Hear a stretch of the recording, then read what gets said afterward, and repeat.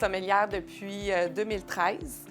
Puis je suis dans l'entreprise copropriétaire avec mon conjoint puis mes parents depuis 2017. Mes parents, eux, habitent Sainte-Julienne. Ma mère, elle est tombée à la retraite.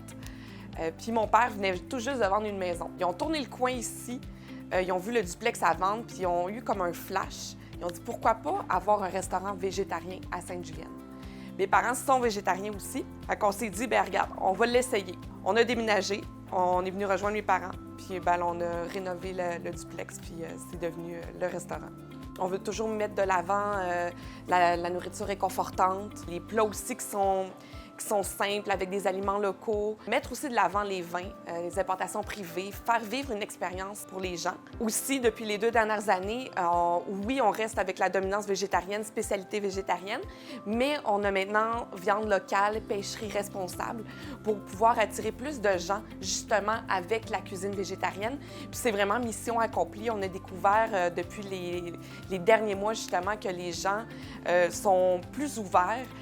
Puis vraiment, c'est comme un peu une zone sécure de se dire « Ah, il y a viande poisson », mais après, ils viennent goûter les aliments dans l'assiette de leur conjoint-conjointe. Puis ils sont comme « Ah, finalement, pourquoi je n'ai pas essayé avant? » On a un menu qui change souvent. On a des plats de saison aussi, de spécialités végétariennes.